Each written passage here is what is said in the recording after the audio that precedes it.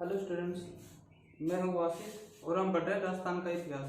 राजस्थान के इतिहास में हमारा टॉपिक चल रहा था चौहान वंश, जिसमें हमने अजमेर के चौहान देख लिए थे। आज देखेंगे रणथंभौर के चौहान।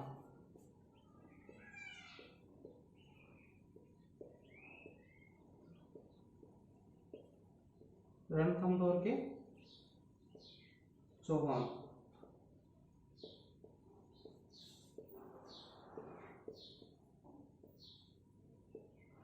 ठीक है, रणथंभौर के चौहान। हम पिछली वाली वीडियो को देखते हैं। उसमें लास्ट में मैंने पढ़ाया था तराइन का सेकंड युद्ध।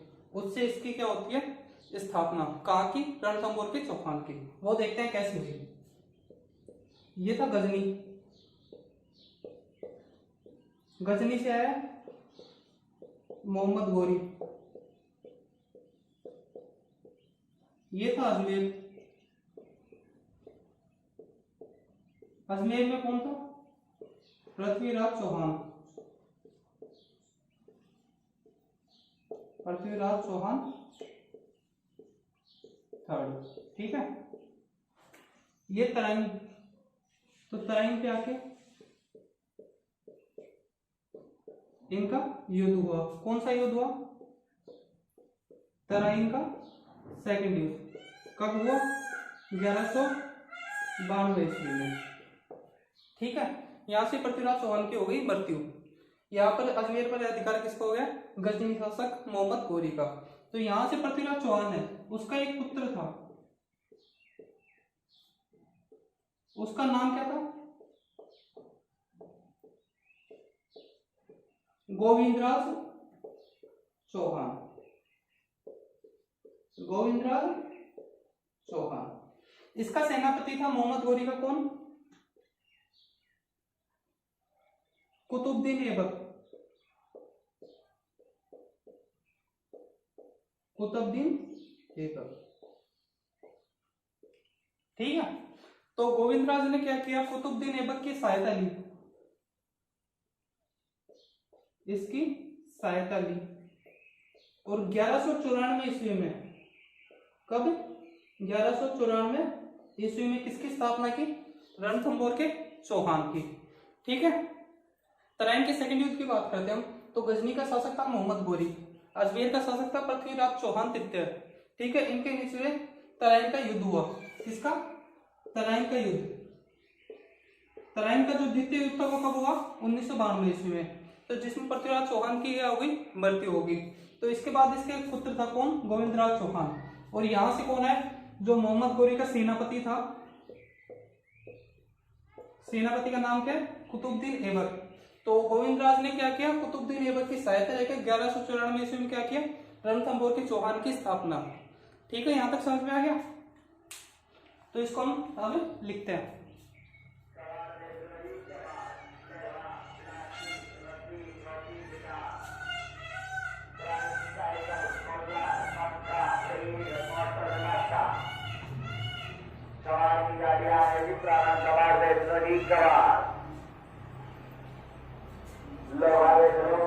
ग्यारह सौ 1194 ईस्वी में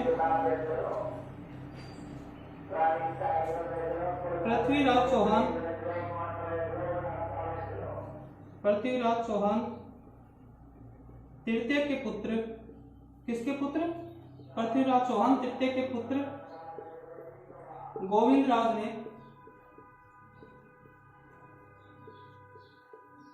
पृथ्वीराज चौहान तृतीय के पुत्र गोविंदराज ने कुतुबुद्दीन ऐबक की सहायता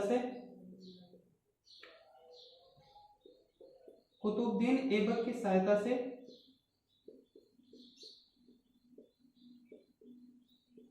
रणथंभौर के चौहान की स्थापना की।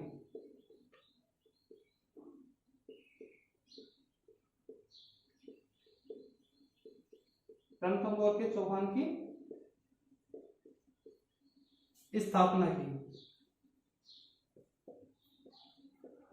ठीक है, ये तो हो गई 1194 ईस्वी में रणथंभौर के चौहान की स्थापना।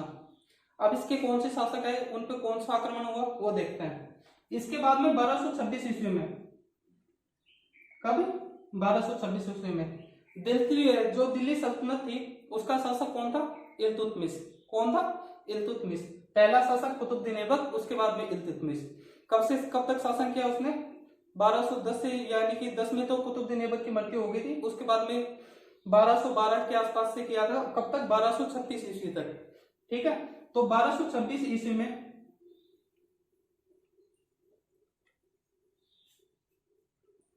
इल्तुतमिश था, इल्तुतमिश ने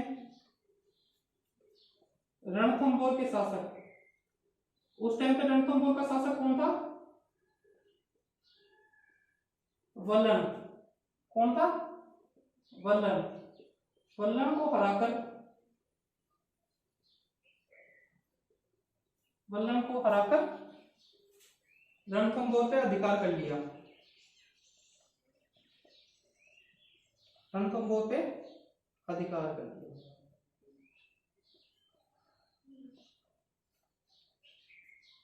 अधिकार कर लिया। तो इल्तुतमिश ने क्या किया? 1226 ईस्वी में रणथंभौर के शासक, कौन था रणथंभौर का शासक? वल्लन। क्या नाम था? वल्लन। वल्लन को हरा के क्या किया? रणथंभौर पे अधिकार कर लिया। ठीक है, अब किसका अधिकार हो गया? दिल्ली सल्तनत का। किस शासक का? इल्तुतमिश का। ठीक है, यहां तक आ गया। आगे बात करते हैं इन्होंने वापस कब लिया। ठीक है, अगर वापस की बात करें तो वापस लिया था इन्होंने 1236 ईस्वी में। 1236 ईस्वी में क्या हुआ था? इल्तुतमिश की मृत्यु हुई थी और दिल्ली सल्तनत का जो सुल्तान था वो कौन बना था? रजिया सुल्तान, जो इल्तुतमिश की पुत्री थी। पहली शासक जो महिला शासक थी वो दिल्ली सल्तनत की शासक बनी थी। कौन? रजिया सुल्तान। तो 1236 ईस्वी में, अब बात कब की कर रहे हैं? 1236 ईस्वी की। 1236 ईस्वी में इल्तुतमिश की मृत्यु के बाद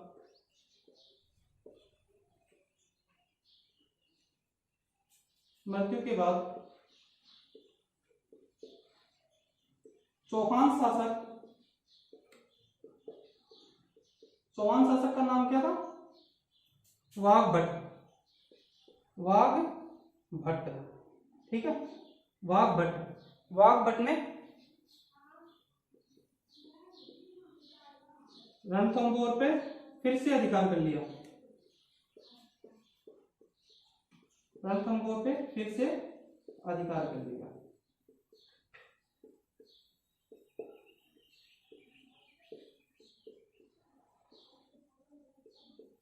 ठीक है, स्थापना कब हुई? 1194 ईस्वी में। इसके बाद में किसने की? गोविंदराज जो चौहान थे उन्होंने। इसके बाद में क्या हुआ? 1226 में वापस छीन लिया। किसने? दिल्ली सल्तनत ने। उस टाइम रणथंभौर का शासक कौन था? वल्लन। और किसने छीना? इल्तुतमिश ने। वापस कब प्राप्त किया चौहान वंश के शासकों ने रणथंभौर को? तो 1236 ईस्वी में। किससे? जो इल्तुतमिश की मृत्यु थी उस होने के बाद वहां की शासक कौन बनी? रजिया सुल्तान। तो उससे क्या है? रणथंभौर वापस से ले लिया। अगर अब रणथंभौर वापस से लिया है तो वापस से अधिकार करना चाहेंगे, तो रजिया सुल्तान ने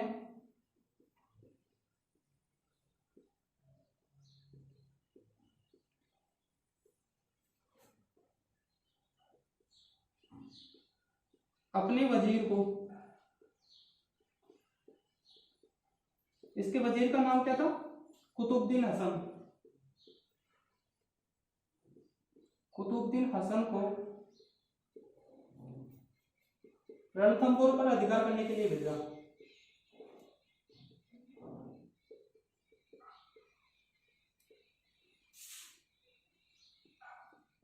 रणथंभौर पर अधिकार करने के लिए भेजा, पर यह इसमें क्या रहा? असफल रहा। पर यह असफल रहा। ठीक है, रजिया सुल्तान ने छीन लिया किसको? रणथंभौर को। किससे? रजिया सुल्तान ने। किसने? वाघभट्ट ने। तो रजिया सुल्तान ने वापस से क्या किया कि अपनी वजीर का नाम क्या है? कुतुबुद्दीन हसन को रणथंभौर पर अधिकार करने के लिए फिर से भेजा। तो यह क्या रहा? असफल। वापस से अधिकार नहीं कर पाए, यानी युद्ध नहीं जीत पाए। यह तो हो गया पहला आक्रमण, वापस अधिकार करने के बाद। अब बात करते हैं दूसरे आक्रमण की। जब दूसरे आक्रमण की बात करते हैं अपन, तो वो नाम आता है नासरुद्दीन महमूद का। नासरुद्दीन महमूद। नासरुद्दीन महमूद एक ऐसा दिल्ली सल्तनत का शासक था या सुल्तान था जिसने क्या किया था, टोपी सीलकर, ठीक है, टोपी सीलकर अपनी जीविका व्यतीत की थी। यानी अपने जीवन कैसे व्यतीत किया, टोपी सील कर, इससे अपना ये घर चलाता था। रजिया सुल्तान का अगर काल की बात करें तो 1236 से लेके 1240 तक, ठीक है, रजिया सुल्तान दिल्ली सल्तनत की सुल्तान थी, ठीक है। नासरुद्दीन महमूद ने किसको भेजा, अपने वजीर को, अपने वजीर जिसका नाम क्या है, बलबन, बलबन को भेजा, पर यह भी असफल रहा, यह भी असफल रहा। लो जी, ये भी क्या रहा, असफल रहा। यहां तक समझ में आ गया। इसकी बेसिक चीजें रणथंभौर की, कौन शासक था, किसके काल में आक्रमण हुआ, किसके काल में अधिकार हुआ, वापस से कब लिया, ठीक है। इसके बाद में रजिया सुल्तान ने आक्रमण किया, इसके बाद में नासरुद्दीन महमूद ने आक्रमण किया, जिसका वजीर कौन था, बलबन, रोहा रक्त नीति वाला। इसकी कौन सी नीति थी बलबन की, लोहा व रक्त नीति, ठीक है, लोहा व रक्त नीति। बलबन को भेजा पर यह नहीं कह रहा, असफल रहा, किसमें, रणथंभौर पर अधिकार करने में। यहां तक समझ में आ गया। जो अब इसके महान शासक है उसके बारे में बात करते हैं। इसके महान शासक कौन है, हमीर देव चौहान। कौन है, हमीर देव चौहान, जिसके बारे में बात करेंगे। सारा रणथंभौर का जो इतिहास है इसी पे टिका हुआ है। सबसे महान शासक है रणथंभौर का कौन, हमीर देव चौहान, हमीर देव चौहान। सबसे पहले इसको क्या बोला जाता था, इसको बोला जाता था हटी हमीर। क्या, हटी हमीर नाम से प्रसिद्ध। इतिहास में किस नाम से जाना जाता है इसको, किस नाम से प्रसिद्ध था, हटी हमीर के नाम से प्रसिद्ध था इतिहास के अंदर। इसके बाद में बात करें तो इसकी जानकारी कहां से मिलती है।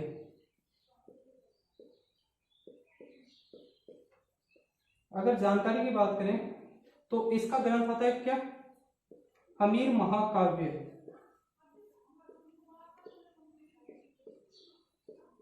हमीर महाकाव्य किसका ग्रंथ है, ये किसने लिखा था ये हमीर महाकाव्य, नयनचंद्र सूरी।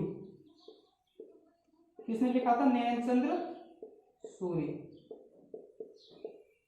इसके बाद में बात करें तो और ग्रंथ कौन से हैं, सुरजन चरित्र। ये किसने लिखा था, चंद्रशेखर ने, चंद्रशेखर। इसके बाद में बात करें अगला ग्रंथ कौन सा था, हमीर हट। कौन सा था, हमीर हट। ये किसने लिखा था, ये भी लिखा था चंद्रशेखर ने, चंद्रशेखर ने, ठीक है। 3 ग्रंथ हो गए। अगले ग्रंथ की बात करते हैं, हमीर रासो।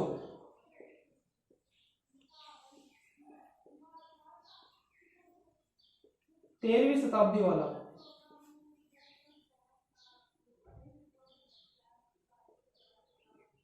हमीर रासो एक तो 13वीं शताब्दी में लिखा गया था, एक लिखा गया था 18वीं शताब्दी में। तो 13वीं शताब्दी में किसने लिखा था, सारंगधर ने। किसने, सारंगधर ने। और हमीर रासो 18वीं शताब्दी वाला,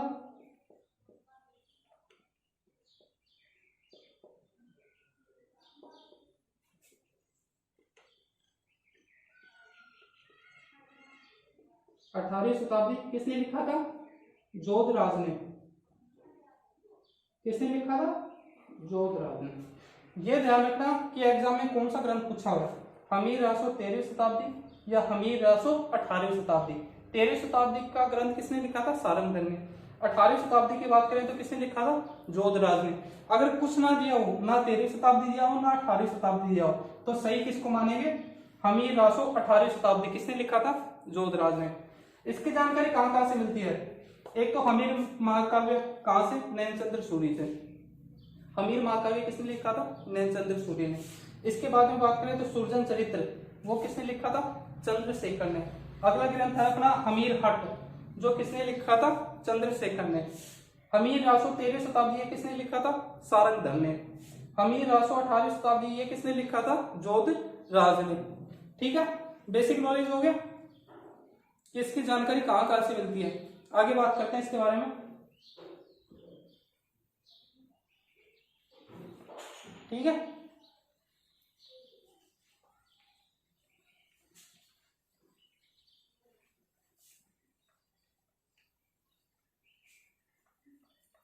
जो हमीर देव चौहान है, इसके बारे में एक लाइन प्रसिद्ध थी, या एक पंक्ति या उक्ति बोल सकते हैं उसको। हमीर के बारे में प्रसिद्ध उक्ति या पंक्ति कौन सी थी?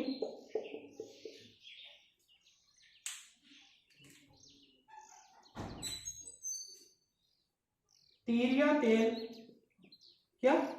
तीर या तेल हमीर हट चढ़े न दूजी बार।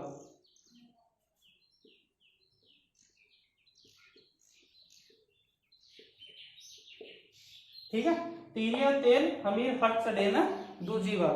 अगर इसमें से क्वेश्चन बनेगा तो ये बनेगा कि यहाँ पे जो हमीर शब्द है वो किसके लिए प्रयोग किया गया है? तो वो किसके लिए प्रयोग किया गया? हमीर देव चौहान के लिए। ठीक है, यहाँ तक समझ में आ गया? जो प्रसिद्ध उक्ति या पंक्ति थी वो क्या है? तीर या तेल हमीर हट चढ़े न दूजी बार। यहाँ तक हो गया। आगे बात करते हैं। इसने अपने पिता,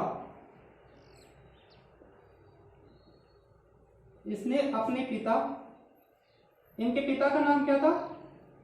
जेत्र सिंह। क्या नाम था? जेत्र सिंह।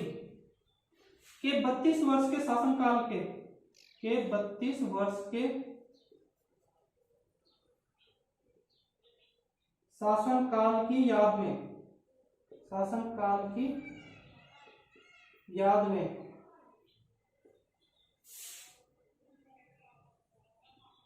32 खंभों की छतरी बनाई।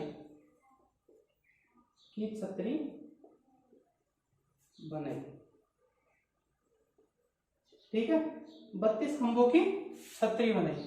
देखो ये 32 खंभों की छतरी है, इसके उपनाम की बात करें और किस नाम से जानी जाती है? तो ये जानी जाती है न्याय की छतरी। किससे? न्याय की छतरी। और दूसरी बात करें तो जेत्र सिंह की छतरी।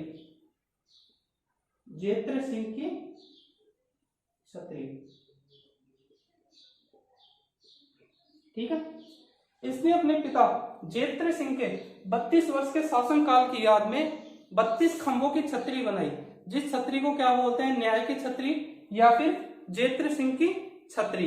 यहां तक समझ में आ गया कि हमीर के बारे में जो प्रसिद्ध पंक्ति या उक्ति है वो क्या है? तीर या तेल हमीर हट चढ़े न दूजी बार। इससे क्वेश्चन बनेगा तो हमीर किसके लिए प्रयोग किया गया है? हमीर देव चौहान के लिए। आगे इसने अपने पिता जेत्र सिंह के 32 वर्ष के शासनकाल की याद में क्या किया? 32 खंभों की छतरी बनाई। ठीक है, इस छतरी को क्या बोलते हैं? न्याय की छतरी या जेत्र सिंह की छतरी। यहां तक हो गया। आगे बात करते हैं।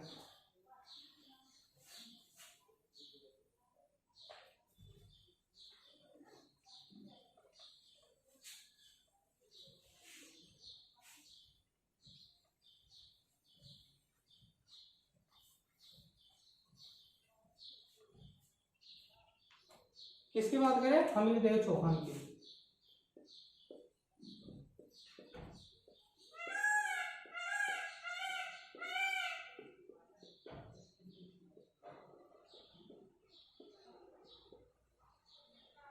आगे बात करें तो इसने अपने शासनकाल में कुल 17 युद्ध लड़े। कितने युद्ध? 17 युद्ध इसने अपने शासनकाल में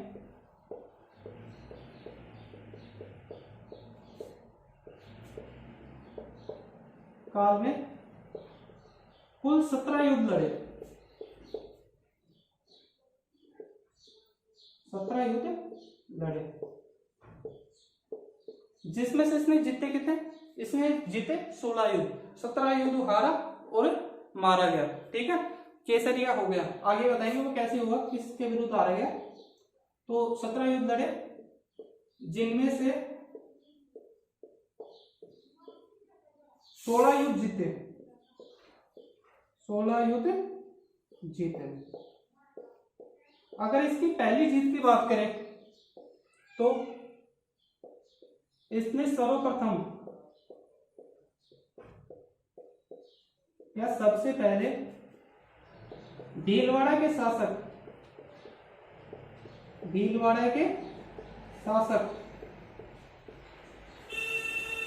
अर्जुन देव। भीलवाड़ा के शासक कौन थे? अर्जुन देव के विरुद्ध जीत प्राप्त की। के विरुद्ध जीत प्राप्त की। ठीक है, इसने कुल कितने युद्ध लड़े? 17 युद्ध, जिनमें से जीत कितने में प्राप्त की? 16 में। 17 में क्या हुआ? इसने केसरिया कर लिया। ठीक है, यानी ये मारा गया। जो इसका पहला युद्ध था वो किसके विरुद्ध था? भीलवाड़ा के शासक अर्जुन देव के विरुद्ध। ठीक है, इसने अपनी जीत के उपलक्ष्य में कोटिय जन यज्ञ का आयोजन करवाया।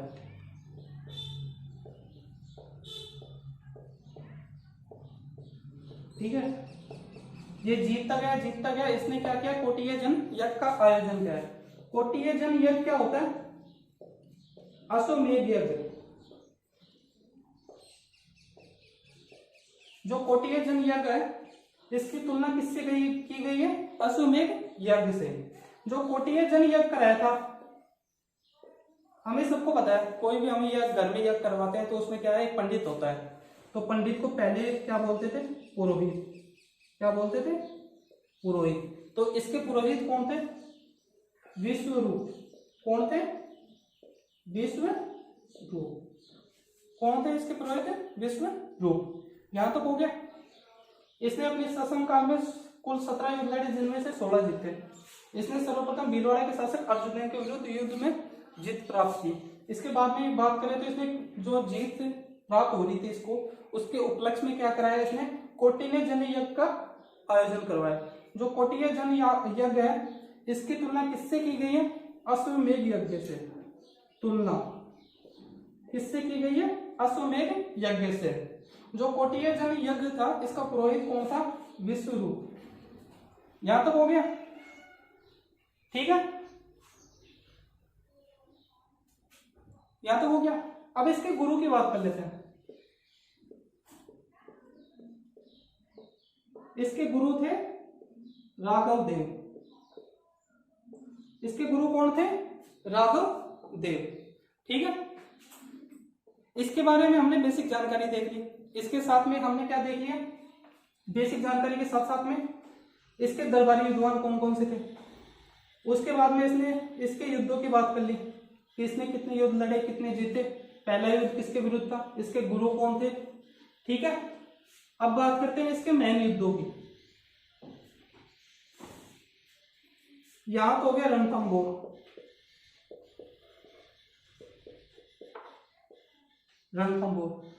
और यहां हो गया हमीरदेव चौहान। उसका शासक कौन है? हमीरदेव चौहान। ठीक है, यहां हो गया दिल्ली। और हम बात करें 1290, 91, 92 की, तो उस समय दिल्ली का शासक कौन था? जलालुद्दीन खिलजी। कौन था? जलालुद्दीन खिलजी। जलालुद्दीन खिलजी। ठीक है, इसने इस पे आक्रमण किया। इसके बीच में पड़ता है एक जो रणथंभौर दुर्ग है, ये जो दुर्ग है इसके बीच में एक दुर्ग पड़ता है पहाड़ी पे, क्या नाम उसका? जाइन दुर्ग। क्या नाम है? जाइन दुर्ग। इसने आक्रमण किया, इसने फिर से आक्रमण किया। ये आक्रमण किया 1290-91 में और यह आक्रमण किया 1292 ईस्वी में। ठीक है, ये है जाइन दुर्ग। जब इसने 1290-91 में जब आक्रमण किया तो जाइन दुर्ग पे कौन था? गुरुदास सैनी। ठीक है, इस जाइन दुर्ग को और क्या बोला जाता है? रणथंभौर की कुंजी। रणथंभौर की कुंजी। क्योंकि अगर रणथंभौर दुर्ग पर अधिकार करना है तो पहले किस पे अधिकार करना होगा? जाइन दुर्ग पे। ठीक है, ये पहाड़ी पर स्थित था ऊपर और ये पहाड़ियों के बीच में स्थित था, तो जाइन दुर्ग पे अधिकार करना होगा। तो दिल्ली सल्तनत से शासक कौन था? जलालुद्दीन खिलजी। ये आया जाइन दुर्ग पे आया, इस पे आक्रमण किया। इसको कार्यभार किसको संभाल रखा था? गुरुदास सैनी ने। इसका कार्यभार किसने संभाल रखा था? गुरुदास सैनी ने। ठीक है, ये आया, इसकी हो गई मृत्यु या ये मारा गया। किसमें? पहले युद्ध में। ठीक है, पहले युद्ध में 1290-91 में। इसके बाद में यहाँ पर आया पर इसको सफलता नहीं मिली, ये जो रणथंभौर दुर्ग है उसके अंदर प्रवेश नहीं कर पाया। ठीक है, ये थक हार के फिर वापस से चला गया। तो ये जैसे वापस गया, हमीरदेव चौहान रणथंभौर दुर्ग से बाहर निकले और वापस से किस पे अधिकार कर लिया? जाइन दुर्ग पर। ये जलालुद्दीन खिलजी को पता चला, ये फिर तैयार होगा आक्रमण के लिए। इसने दोबारा आक्रमण कब किया? 1292 ईस्वी में। कब किया? 1292 ईस्वी में। ये आया वही जाइन दुर्ग पर वापस अधिकार कर लिया इसने। वापस आया रणथंभौर दुर्ग के पास, वापस अंदर से प्रवेश नहीं कर पाया, थक हार के फिर से लौट गया वापस लौटने के बाद जब हमीरदेव चौहान को पता चला, वापस चला गया। इसने वापस आक्रमण किया जाइन दुर्ग पर और वापस से अधिकार कर लिया। ठीक है, तो जलालुद्दीन खिलजी क्या हो गया? परेशान। आपको एक चीज पता है, हमने बचपन में ग्रेडी जो फोक्स है उसकी कहानी सुनी थी। ठीक है, तो उसमें क्या हुआ कि ग्रेडी डॉग और ग्रेडी जो फोक्स होती है ना, क्लेवर फोक्स वाली, जो अंगूर खट्टे हैं, अगर उसको नहीं मिलते तो वो क्या बोलती है? अंगूर खट्टे हैं। तो इसने क्या किया? इसको क्या नहीं मिला? रणथंभौर दुर्ग। किसको? जलालुद्दीन खिलजी को। तो इसने एक लाइन बोली कि रणथंभौर दुर्ग के जैसे 10 दुर्गों को मैं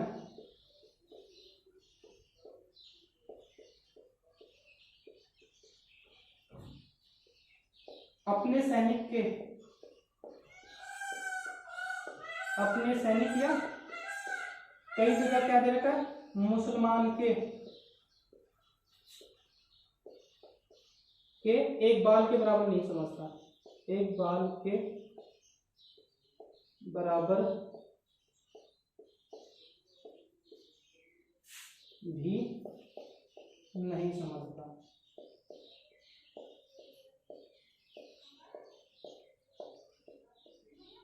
ठीक है, तो जलालुद्दीन खिलजी ने क्या बोला? रणथंभौर दुर्ग के जैसे 10 दुर्गों को मैं अपने सैनिक या मुसलमान के एक बाल के बराबर भी नहीं समझता। अगर किसी को कोई चीज नहीं मिलती तो वो ये कहता है चीज बुरी है या इस चीज की कोई वैल्यू नहीं है। तो इसने भी क्या किया? इसको जब रणथंभौर दुर्ग नहीं मिला 2 बार आक्रमण करने के बाद भी, तो इसने यही बोला ऐसे 10 दुर्गों को मैं अपने सैनिक के एक बाल के बराबर भी नहीं समझता। ठीक है, यहां तक हो गया। यह हो गया अपना जलालुद्दीन खिलजी। समझ में आया? रणथंभौर दुर्ग, जाइन दुर्ग और दिल्ली सल्तनत। ठीक है, रणथंभौर जो का शासक कौन था? हमीरदेव चौहान। दिल्ली सल्तनत का जलालुद्दीन खिलजी। इसने पहला आक्रमण कब किया? इसमें भी असफल रहा और इसमें भी ये असफल रहा। अगर पहली बात करें तो पहली बार आक्रमण कब किया? 1290-91 ईस्वी में। जाइन दुर्ग पर के कौन कार्यभार संभाल रहा था? गुरुदास सैनी। इसकी क्या हो गई? मृत्यु इस युद्ध में। तो यहाँ पर अधिकार कर लिया। इसके बाद आए रणथंभोर दुर्ग के पास, इसका घेरा डाला, कई दिनों तक डाला रखा। उसके बाद में इसको अंदर प्रवेश नहीं किया कर पाए, ये किसी के कारण से अंदर प्रवेश नहीं कर पाया, तो थक हार के वापस कहाँ चला गया? दिल्ली। इसके बाद में जो हमीरदेव चौहान है, इसने क्या किया? वापस जाइन दुर्ग पर अधिकार कर लिया। यहाँ पे कुछ सैनिक छोड़ के गया था, जिसकी क्या कर दी? हत्या कर दी। जाइन दुर्ग पे क्या कर लिया? अधिकार कर लिया। इसको जैसे ही पता चला, ये दोबारा आया। कभी 1292 ईस्वी में, 1292 ईस्वी में आया। कहाँ पर? पहले जाइन दुर्ग पर। जाइन दुर्ग पर क्या कर लिया? अधिकार। इसके बाद में क्या किया? रणथंभोर दुर्ग के आके घेरा डाल लिया। घेरा डालने के बाद फिर से अंदर प्रवेश नहीं कर पाया। अंदर प्रवेश नहीं कर पाया तो थकार के कुछ दिनों बाद वापस से कहाँ चला गया? दिल्ली चला गया। हमीरदेव चौहान फिर से गया और कहाँ पे अधिकार कर लिया? जाइन दुर्ग पर अधिकार कर लिया। जो जाइन दुर्ग है उसको क्या बोलते हैं? रणथंभोर की कुंजी बोलते हैं। ठीक है। थक आके जो जलालुद्दीन खिलजी है, इसने क्या बोला? रणथंभोर दुर्ग के जैसे 10 दुर्गों को मैं अपने एक सैनिक के बाल के बराबर भी नहीं समझता। ठीक है। दोनों बार में ये क्या रहा? असफल रहा। समझ में है? जलालुद्दीन और जो हमीरदेव चौहान है। ठीक है। आगे बात करते हैं। ये तो था जलालुद्दीन खिलजी। 1296 ईस्वी में, कब? 1296 ईस्वी में अलाउद्दीन खिलजी, जो जलालुद्दीन खिलजी का क्या था? भतीजा और दामाद, इसने क्या कर दी? जलालुद्दीन खिलजी की हत्या। और शासक कहाँ का बन गया? सुल्तान कहाँ का बन गया? दिल्ली सल्तनत का। ठीक है। फिर जो अलाउद्दीन खिलजी है,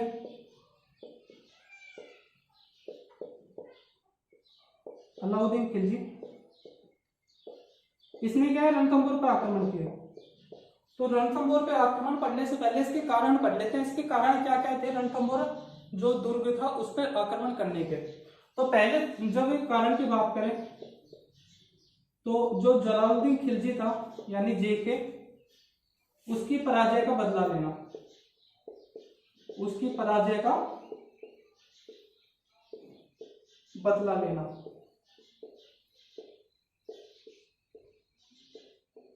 ठीक है। जलालुद्दीन खिलजी की पराजय का बदला लेना, या फिर उसका जो सपना था रणथंभोर दुर्ग पर अधिकार करना, उसको पूरा करना।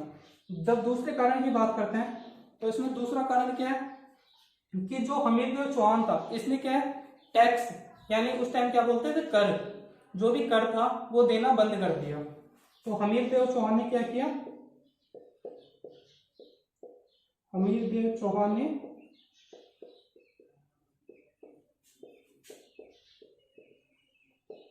कर देना बंद कर दिया।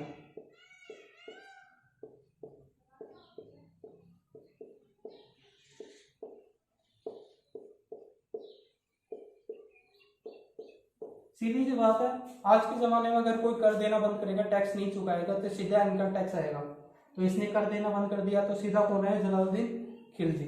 इसके बाद में बात करें तो तीसरा कारण, इसने महमूद शाह, महमूद शाह जो कौन था? मंगोल का शासक, मंगोल का शासक। ठीक है। मंगोल का शासक कौन था? महमूद शाह। महमूद शाह को संरक्षण प्रदान किया, संरक्षण प्रदान किया तथा अलाउद्दीन खिलजी या एके को लौटाने से मना कर दिया, को लौटाने से मना कर दिया।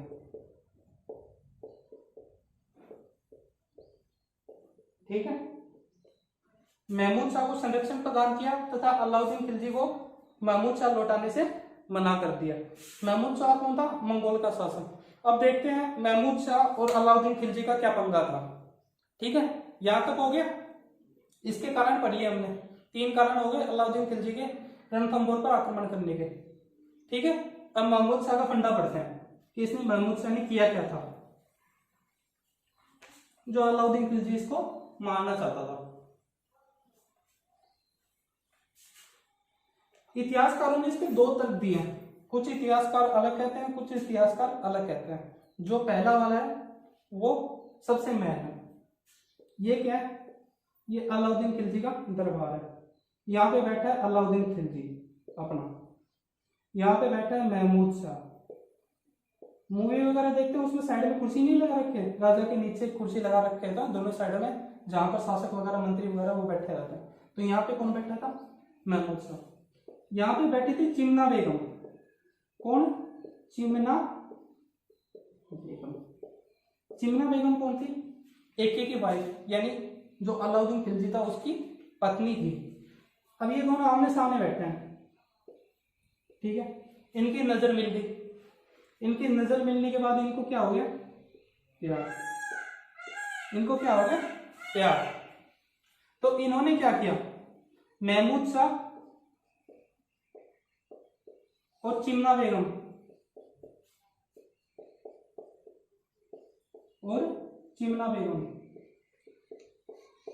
ने क्या किया कि अलाउद्दीन खिलजी को मारने का प्लान बनाया, जिससे क्या है ये आपस में शादी कर सकें।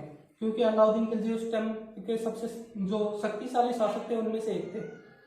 1296 की बात कर रहा हूँ, 1296 से लेकर 1316 तक के शासक थे अलाउद्दीन खिलजी, ठीक है। उस टाइम के सबसे शक्तिशाली शासक थे।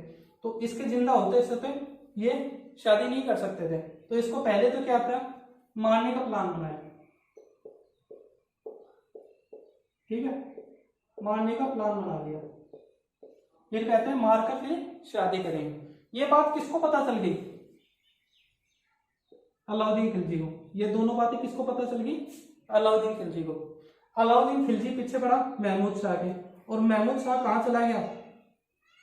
हमीरदेव चौहान के पास संरक्षण प्राप्त करने, कि भाई मेरे को संरक्षण करो, अलाउद्दीन खिलजी से बचाओ, मैं आपकी शरण में आया हूं। तो हमीरदेव चौहान कैसा था? ये हट्टी था। हट्टी एक प्रकार से जिद्दी मान लो, कि इसने जो डिसाइड कर लिया ये वही करेगा।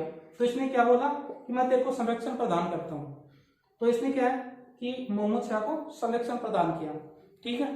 पहला रीजन तो ये हो गया। कुछ इतिहासकार ये बताते हैं महमूद शाह और अलाउद्दीन खिलजी के पास दोनों के बीच में क्या पंगा था, ठीक है। किसका पंगा था? चिमना बेगम का, ठीक। दूसरे रीजन की बात करते हैं। तो दूसरा रीजन है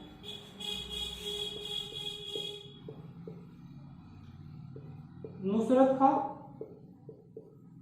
और उलुग खां। ये क्या? अलाउद्दीन के दो सेनापति थे, ठीक है। इनके साथ में था महमूद शाह।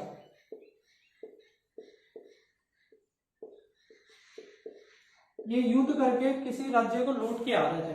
तब इसने क्या किया कि इन तीनों के बीच में हो गई लड़ाई धन को लेके, धन के बंटवारे को लेके। इन्होंने बोला अलाउद्दीन को ज्यादा धन जाएगा, ये बोला ज्यादा धन मैं लूंगा। तो इनके बीच में किसकी लड़ाई हुई? धन की, जिसके कारण क्या हुआ? अलाउद्दीन खिलजी और महमूद शाह के बीच में दरार आ गई, ठीक है। ये हो गए दो रीजन। पहला रीजन चिमना बेगम, दूसरा धन, ठीक है। आगे बात करते हैं आक्रमणों की। यहां तक समझ में आ गया?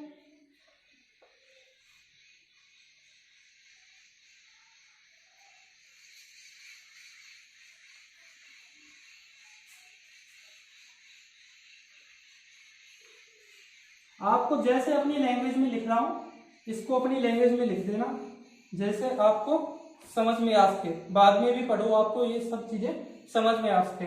मैं समझा देता हूं, आप उन चीजों को अपनी लैंग्वेज में, अपनी जो खुद की हैंड राइटिंग है, खुद की जो भाषा है, किस प्रकार से लिखना है, किस प्रकार से समझना है, उस हिसाब से लिख लेना, ठीक है। आगे बात करते हैं इनके युद्धों की। आगे युद्धों की बात करते हैं। तो रणथंभौर के शासक हमीरदेव, ठीक है। और दिल्ली के शासक, दिल्ली के शासक कौन थे? अलाउद्दीन खिलजी। अलाउद्दीन खिलजी। यहां से इसके दो सेनापति हैं। कौन से?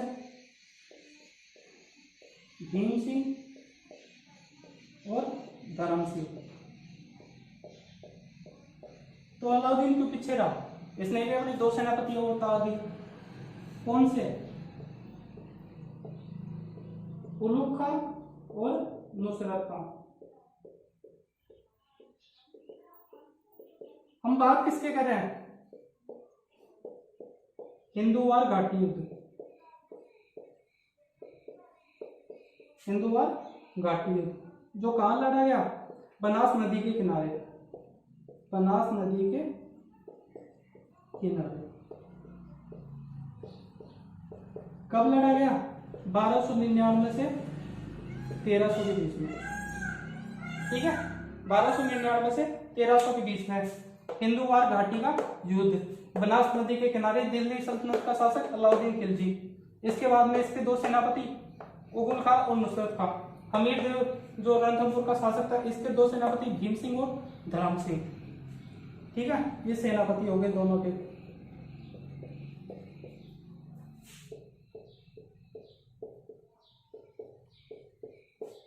ठीक है, तो इन्होंने क्या किया? धर्म सिंह ने नुसरत खां की हत्या कर दी। क्या कर दी? हत्या कर दी। किसने कर दी? धर्म सिंह ने। किसकी? नुसरत खां की। तो ये क्या है? ये सब भागने लगे। जब सेनापति की हत्या हो जाती है, एक सेनापति की, तो सेना क्या है? बेकाबू हो जाती है, बेकाबू होकर भागने लग जाती है। तो क्या हुआ? जब ये भाग रहे थे, पीछे ये थे, तो एक बंदा आया। कौन? अल्प खां। कौन आया पीछे से? एक बंदा अल्प खां। उसने क्या किया? भीम सिंह की हत्या कर दी। इसने भी हत्या कर दी। किसकी? भीम सिंह की। एक सेनापति यहां से मारा गया, एक सेनापति यहां से मारा गया। यहां से कौन मारा गया? नुसरत खां। यहां से कौन मारा गया? भीम सिंह। भीम सिंह की हत्या किसने की? अल्प खां ने। नुसरत खां की हत्या किसने की? धर्म सिंह ने। यहां तक क्लियर हो गया? इसके 2 सेनापति भीम सिंह, धर्म सिंह, इसके 2 उलग खां और नुसरत खां। भीम सिंह की हत्या किसने की? अल्प खां ने। और जो नुसरत खां की हत्या है वो किसने की? धर्म सिंह ने। यहां तक क्लियर हो गया? अब क्या है भाई जी? युद्ध हो गया खत्म। युद्ध खत्म हुआ, भीम सिंह मर गया, ये गया हमीर देव के पास। इसके 2 इतिहासकारों ने 2 अलग अलग चीजें बता रखी हैं। जब ये गया तो इसके क्या क्या किया। जो सबसे फेमस है और जो प्रसिद्ध है वो क्या बोलते हैं कि हमीर देव जो चौहान था, इसने क्या किया? धर्म सिंह को अंधा कर दिया। क्या कर दिया? धर्म सिंह को अंधा कर दिया। और कुछ क्या कहते हैं कि धर्म सिंह को सेनापति पद से हटा दिया और इसके छोटे भाई भोज को क्या बना दिया? सेनापति बना दिया। ठीक है, इसके भाई भोज को सेनापति बना दिया। फिर क्या हुआ? कुछ दिन बाद धर्म सिंह फिर से क्या बन गया? सेनापति। और भोज कहां चला गया? नाराज होके अलाउद्दीन खिलजी के पास, क्योंकि 2 ही शासक थे उस टाइम पे। ठीक है, शक्तिशाली कौन? हमीर देव चौहान और इस साइड में अलाउद्दीन खिलजी। तो ये डायरेक्ट किसके पास चला गया? अलाउद्दीन खिलजी के पास। ठीक है, यहां तक समझ में आ गया हिंदुवार घाटी का युद्ध।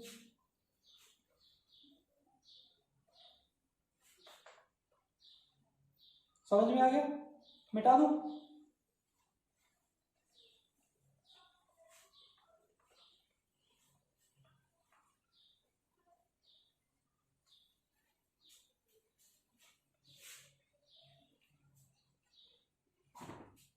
इसको लिखे तो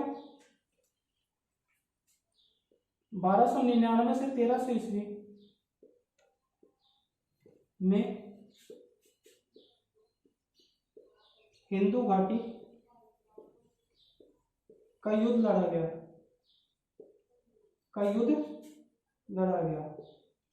ठीक है, इसके बाद में बात करें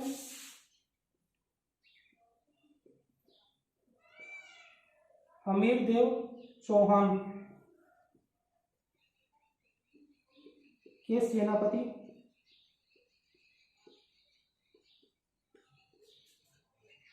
धर्म सिंह ने। हमीर देव चौहान के सेनापति कौन था? धर्म सिंह ने अलाउद्दीन खिलजी के सेनापति, नाम क्या है? नुसरत खां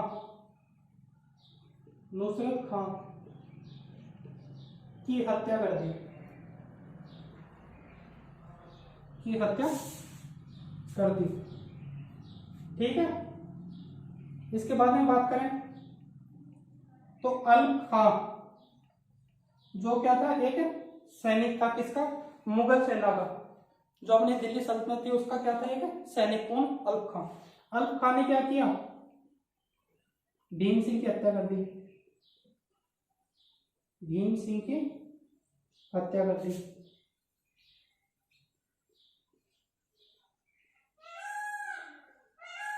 ठीक है, भीम सिंह की हत्या कर दी। जब धर्म सिंह अब वापस कहा जाएगा, हमीरदेव चौहान के पास। जब धर्म सिंह वापस हमीरदेव चौहान के पास गया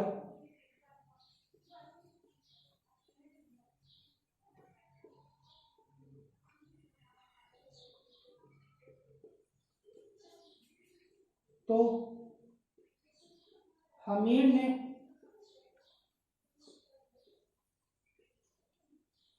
धर्म सिंह को क्या कर दिया, अंधा। धर्म सिंह को अंधा कर दिया।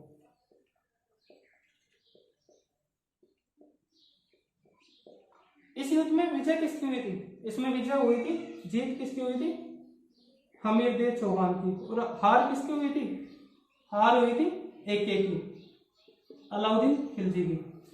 ठीक है, यहां तक समझ में आया। 1299-1300 में हिंदू घाटी का युद्ध लड़ा गया।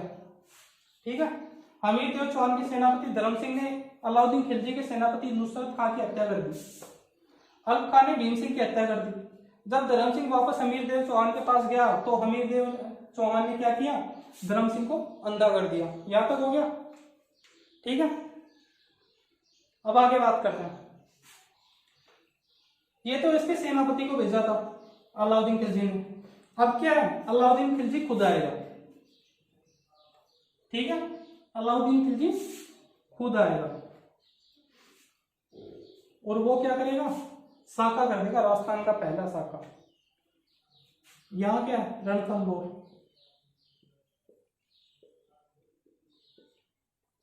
हमीरदेव चौहान,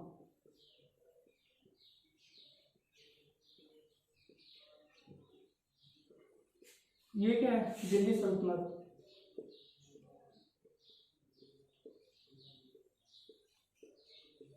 यहां पे शासक कौन है, अलाउद्दीन खिलजी। ठीक है, अलाउद्दीन खिलजी। इसके सेनापति का नाम क्या था, रतिपाल।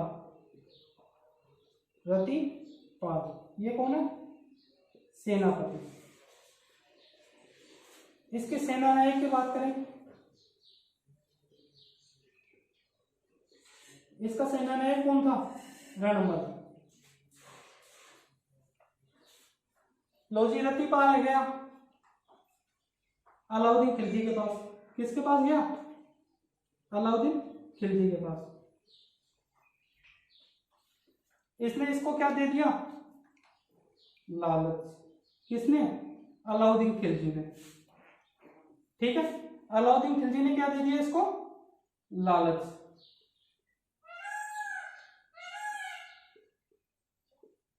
लालच। अब ये किसकी पार्टी में आ गया, अलाउद्दीन खिलजी के। यानी ये क्या हो गया, देशद्रोही, राज्यद्रोही। किसका, रणथंभौर का रतिपाल। ये अब क्या गया, अंदर गया महल के अंदर। इसने किसको पटा लिया, रणमल को। ठीक है, अपने साथ कर लिया।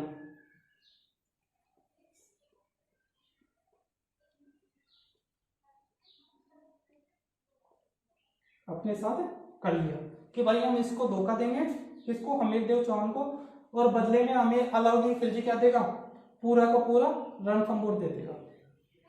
ये बात पता चली किसको, हमीरदेव चौहान को। तो इसकी एक पत्नी थी रंग देवी। कौन थी, पत्नी। इसकी एक पुत्री थी जिसका नाम था देवल देव।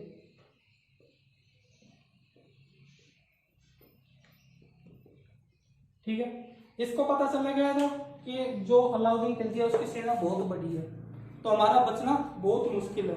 तो जब ये युद्ध के लिए जा रहा था उससे पहले इसके पत्नी रंग देवी और इसकी पुत्री देवल देव ने क्या किया, जल जौहर, दोनों ने क्या कर लिया, जल जौहर। वैसे सिर्फ जौहर ही होता है जो अग्नि में खुद को समर्पित करते हैं, यानी अग्नि में बैठ के अपना जो देह त्याग कर देते हैं उसको जौहर बोलते हैं। जल जौहर कोई वर्ड नहीं होता। इन्होंने क्या है, पद्म तालाब में कूदकर आत्महत्या कर ली या अपने अस्तित्व की रक्षा की। तो इसको कई बुकों में क्या दे रखा है, जल जौहर। और क्वेश्चन में भी क्या पूछा जाता है, जल जौहर ही पूछा जाता है, पर एक्चुअल में क्या होता है, ये तालाब में कूदकर अपने अस्तित्व की रक्षा करना। ठीक है, इन्होंने क्या कर लिया, जल जौहर। और ये तैयार हो गया किसके लिए, केसरिया के लिए। किसके लिए, केसरिया के लिए।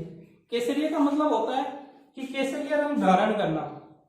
इसका मतलब ये होता है जब केसरिया रंग धारण कर लेता है तो ये युद्ध में क्या है, तब तक जब तक इनके अंदर सांस रहेगी तब तक ये लड़ते रहेंगे, और युद्ध में क्या हो जाएंगे, मर जाएंगे, यानी इनकी मृत्यु कहाँ हो जाएगी, युद्ध के अंदर। तो इसने क्या कर लिया, केसरिया धारण कर लिया। ये बात कब की है, ये जब युद्ध है ये कब का है, ये 11 जुलाई 1301।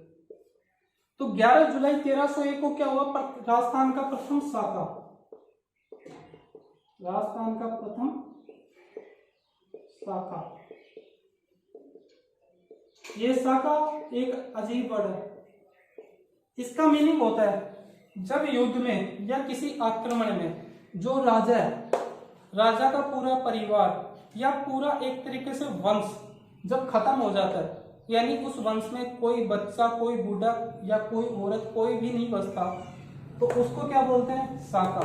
यानी इसका हमीरदेव चौहान का जो वंश है उसका क्या हो गया, नामो निशान खत्म हो गया, तो उसको क्या बोलते हैं, साका। तो ये क्या था, राजस्थान का पहला साका, यानी प्रथम साका। कब, 11 जुलाई 1301 ईस्वी को। ठीक है, यहां तक हो गया।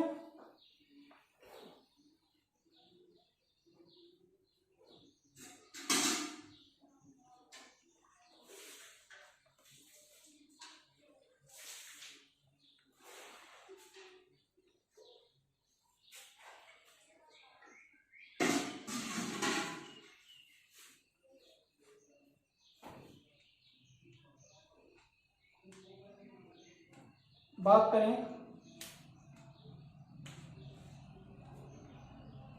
तो इसके बाद जब केसरिया हो गया, जब हमीरदेव की मृत्यु हो गई, तो रतिपाल व रणबल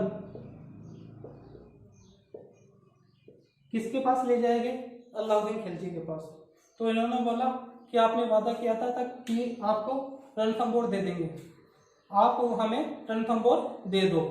तब अलाउद्दीन खिलजी ने बोला कि जब तुम अपने राजा के नहीं हो सके तो मेरे क्या होगे।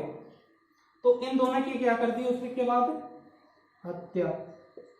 क्या कर दी, हत्या। उसके बाद उठाया महमूद शाह को।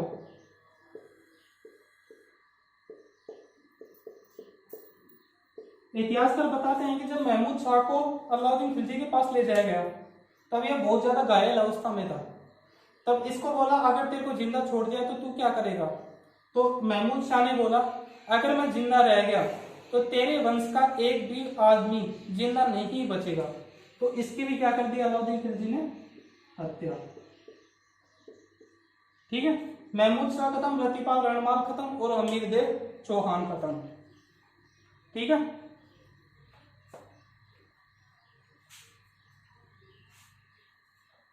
इसके बाद बात करते हैं कि जो ये युद्ध है, जो अलाउद्दीन खिलजी का आक्रमण है,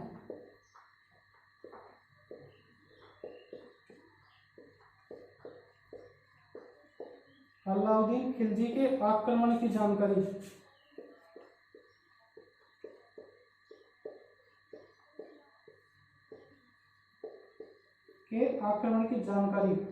कहां से प्राप्त होती है, वो प्राप्त होती है अमीर खुसरो के ग्रंथ, अमीर खुसरो के ग्रंथ कौन सा ग्रंथ है? खजाइन उल फतह। खजाइन उल फतह, खजाइन उल फतह से प्राप्त होती है किसकी जानकारी? जो अलाउद्दीन खिलजी के आक्रमण की जानकारी किस पे? रणथंभौर। ठीक है। अमर खुसरो के बारे में बात करें तो इसका जन्म हुआ था उत्तर प्रदेश में। कहाँ हुआ था? उत्तर प्रदेश में। जगह का नाम पटियाली। जगह का क्या नाम था? पटियाली। अमीर खुसरो को क्या बोला जाता है? इसको भारत का तोता। क्या बोला जाता है? भारत का तोता या तूत ए हिंद। और क्या बोला जाता है? तूत ए हिंद। ठीक है। जो अमीर खुसरो के बारे में और देखें तो और इंफॉर्मेशन क्या है कि जब मध्यकालीन भारत था, मध्यकालीन भारत में संगीत परंपरा के जनक,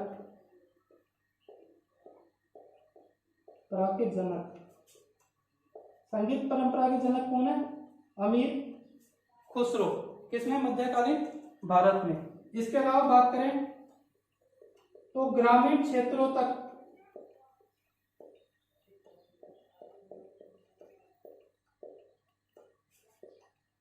कव्वाली पहुंचाने का श्रेय भी किसे प्राप्त है? अमीर खुसरो को। तबला, जिसे हाथों से नहीं बजाते, सितार, तिलक, इनके आविष्कार किसने किए? अमीर खुसरो ने। इनके आविष्कार किसने किए? अमीर खुसरो ने। और इनके बारे में देखें, अमीर खुसरो के बारे में तो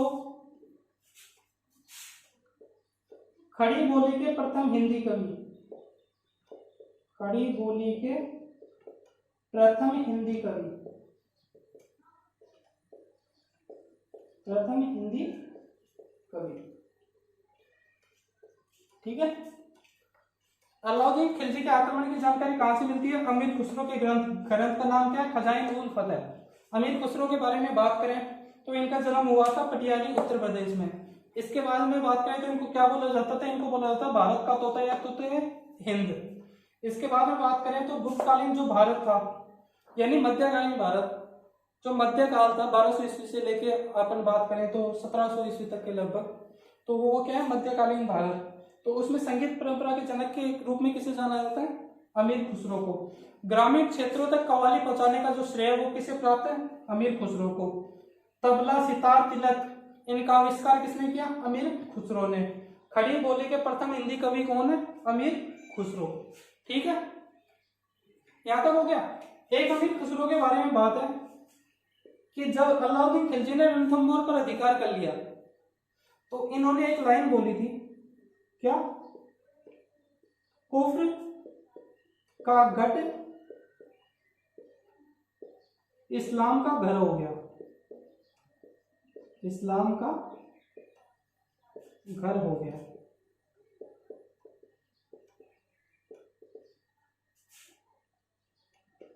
आज कुफ्र का गढ़ इस्लाम का घर हो गया। ये लाइन बहुत इंपॉर्टेंट है, डायरेक्ट पूछी जाती है। किसने बोली है? किसने बोली है? अमीर खुसरो ने। किसके लिए? रणथंभौर के लिए। रणथंभौर में क्या हुआ था? अलाउद्दीन खिलजी ने आक्रमण किया था, तो वहां पर क्या हो गया था? प्रथम शाह का, तो वहां पर किसका अधिकार हो गया था? अलाउद्दीन खिलजी का।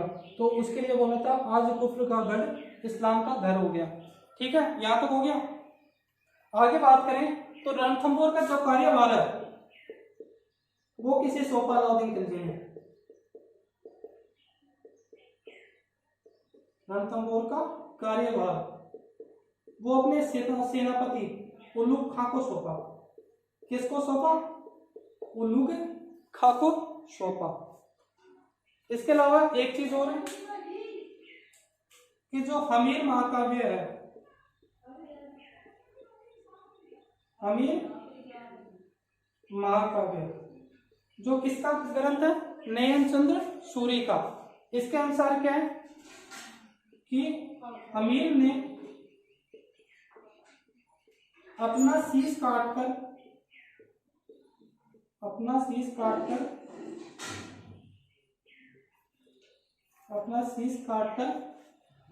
भगवान शिव को अर्पित कर दिया।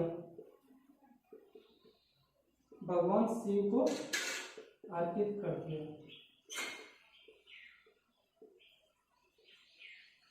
यानी हमीर महाकाव्य क्या कहता है कि जो हमीर देव चौहान थे, उनकी मृत्यु युद्ध में ना होकर इन्होंने क्या किया, अपनी मर्जी से अपना शीश काटकर किसको? भगवान शिव के चरणों में अर्पित कर दिया, यानी चढ़ा दिया।